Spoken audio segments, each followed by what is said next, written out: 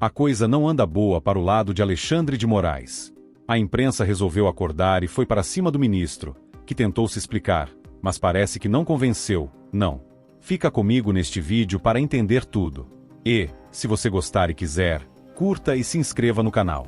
Atenção! O que você vai ouvir agora não é apenas mais uma polêmica de Brasília. É um episódio que levanta dúvidas sérias sobre limites, poder, conflitos de interesse e silêncio institucional. Por quê? Quando o ministro do Supremo precisa explicar encontros fora da agenda, com banqueiros e o presidente do Banco Central, a pergunta que fica é simples: por que tanta explicação tardia? E por que tantos pontos ficaram de fora? Nos últimos dias, veio à tona a informação de que o ministro Alexandre de Moraes se reuniu presencialmente com o presidente do Banco Central, Gabriel Galípolo, além de executivos do sistema financeiro. A revelação causou impacto imediato, não pela reunião em si, mas pelo contexto, pelo momento e, principalmente, pelo que estaria por trás dessas conversas.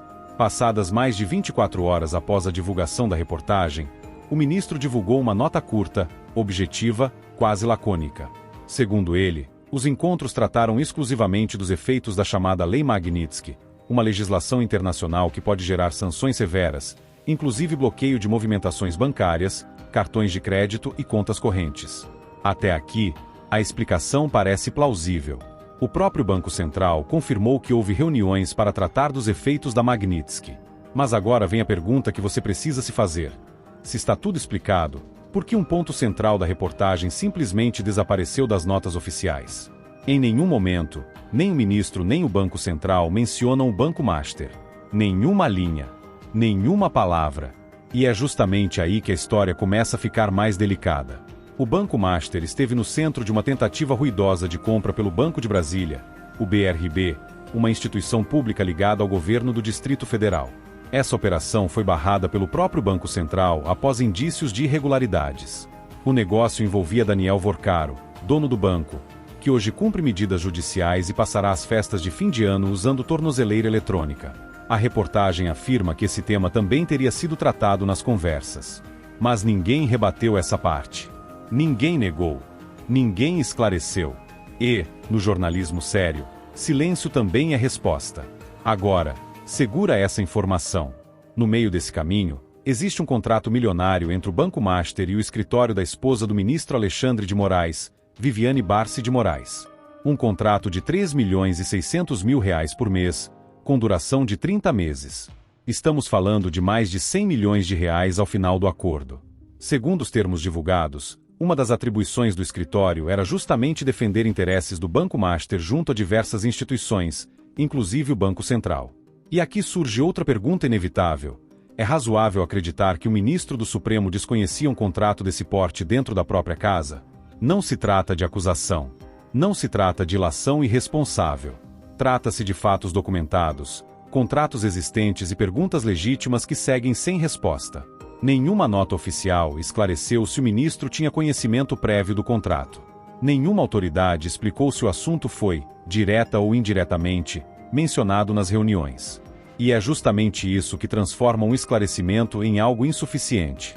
A Constituição estabelece que ministros do Supremo devem agir com imparcialidade absoluta. Não apenas ser imparciais, mas também parecer imparciais. Porque a confiança da sociedade nas instituições depende disso. Quando surgem dúvidas, o dever é esclarecer tudo, não apenas parte da história. E aqui vai mais uma reflexão importante. Se qualquer outro cidadão estivesse no centro de um episódio parecido, enfrentaria questionamentos duros, investigações e exposição pública. Mas, quando o assunto envolve membros da mais alta corte do país, a blindagem institucional parece falar mais alto. O problema não é discutir a Lei Magnitsky. O problema é tudo que ficou fora da conversa oficial. O problema é a falta de transparência. O problema é a sensação de que certas perguntas simplesmente não podem ser feitas em Brasília. E eu te pergunto, se não fosse a reportagem, essa reunião teria vindo a público? Se não houvesse pressão, haveria nota? E, se não existisse esse contrato milionário, o silêncio seria o mesmo? Essas são perguntas que continuam ecoando. Porque, em um país democrático, o poder precisa de limites. E nenhum cargo, por mais alto que seja, pode estar acima do escrutínio público. A história ainda não acabou. Novos desdobramentos podem surgir.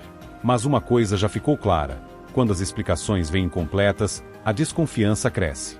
E, quando o silêncio prevalece, a credibilidade das instituições é colocada à prova. E você, acreditou na justificativa do ministro Alexandre de Moraes? Se você gosta de estar sempre informado sobre o que acontece na política do Brasil e do mundo, se inscreva no canal, curta, comente e compartilhe com alguém.